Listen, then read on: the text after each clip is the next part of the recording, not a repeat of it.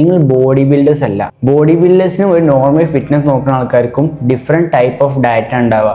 Hello everyone, കുറേ പേരുണ്ട് ഇൻസ്റ്റയിൽ DM വന്നാണ്ട് ഡയറ്റ് തരുമോ, bulking diet, cutting diet. So ഇവരോടൊക്കെ പറയാനുള്ളതെന്ന് വെച്ചാൽ ഡയറ്റ് എന്ന് പറഞ്ഞാൽ അങ്ങോട്ട് കൊടുക്കാൻ വേണ്ടി സംഭവമല്ല. അതിന് കുറേ കാര്യങ്ങൾ നോക്കാണ്ട്.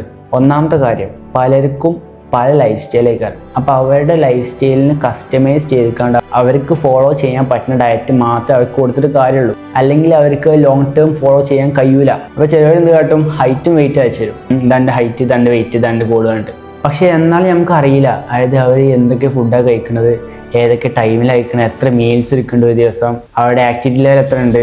പിന്നെ കുറേ പേരുണ്ടാവും മെയിൻ്റെനൻസ് കാര്യം നെറ്റിലോ കാൽക്കുലേറ്റ് ചെയ്യും. അത് ശരിക്കും അക്യുറേറ്റ് അല്ല. നമ്മൾ ഓരോ ദിവസത്തെ ആക്ടിവിറ്റി അനുസരിച്ചാണ് അത് ചേഞ്ച് ചെയ്തുകൊണ്ടേയിരിക്കും. അപ്പോൾ ഇവരോടൊക്കെ പറയാനുള്ളതെന്ന് വെച്ചാൽ നിങ്ങൾ ബോഡി ബിൽഡേഴ്സ് അല്ല. ബോഡി ബിൽഡേഴ്സിനും ഒരു നോർമൽ ഫിറ്റ്നസ് നോക്കുന്ന ആൾക്കാർക്കും ഡിഫറെൻറ്റ് ടൈപ്പ് ഓഫ് ഡയറ്റ് ഉണ്ടാവുക.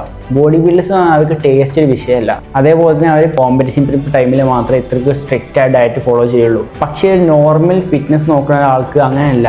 അവർക്ക് കാലാകാലം ഫോളോ ചെയ്യേണ്ട ഡയറ്റാണ് കൊടുക്കുന്നത്. അപ്പോൾ അവർക്ക് same food every day same quantity അത് നടക്കില്ല. കാരണം വേറെ എവിടേക്കും ട്രാവൽ ഉണ്ടാവും, കുക്ക് ചെയ്യാൻ ടൈം ഉണ്ടാവില്ല ചിലപ്പം. അപ്പം അവർക്ക് അതിനനുസരിച്ചുള്ള ഓപ്ഷൻസ് കൊടുക്കേണ്ടി വരും. സോ എനിക്ക് പറയാനുള്ളതെന്ന് വെച്ചാൽ മെയിനായിട്ട് നിങ്ങൾ ഓരോ കാര്യങ്ങൾ പഠിക്കുക. കാർബ്സ് എന്താണ്, പ്രോട്ടീൻ എന്താണ്, ഫൈബർ എന്താണ്, ഫാറ്റ് എന്താണ്, ഓരോന്നും എന്തിനാണ്, എത്രത്തോളം നമ്മൾ ബോഡിക്ക് ആവശ്യമുണ്ട് എന്നുള്ള കാര്യം നോക്കിയിട്ട് അതിനനുസരിച്ച് കൊടുക്കുക. അപ്പോൾ നിങ്ങൾക്ക് ഇഷ്ടമുള്ള ഫുഡ് കഴിക്കുക. എന്ത് കഴിച്ച് കഴിഞ്ഞാൽ ക്വാണ്ടിറ്റി മാത്രം നോക്കിയാൽ മതിയാവും. ഫോർ എക്സാമ്പിൾ റൈസ് ആണ് കാർബ്സാണ്, അതുപോലെ തന്നെ ചപ്പാത്തി കാർബ്സാണ്.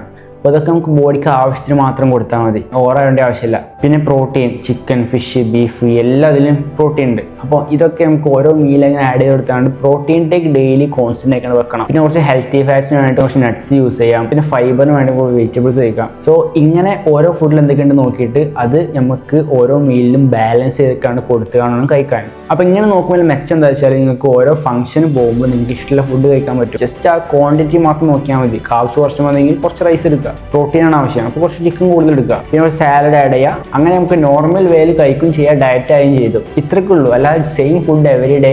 ബോഡി ബിൽഡേഴ്സിന് പോലും പ്രാക്ടിക്കൽ അല്ല. അവർ പോലും ട്രിപ്പ് കഴിഞ്ഞ് കഴിഞ്ഞാൽ പിന്നെ ഇഷ്ടമുള്ള ഫുഡാണ് കഴിക്കുന്നത്. അപ്പോഴും ഇതേപോലെ പ്രോട്ടീനിലേക്ക് നോക്കും, കാലറീസും ഏകദേശം ആ രീതിക്ക് വരുന്ന രീതിക്ക് നോക്കും. ഇതിനെക്കുറിച്ച് എത്ര പറഞ്ഞാലും മതിയാവില്ല. അപ്പോൾ വേറെ വീഡിയോ കാണാം. Okay, by.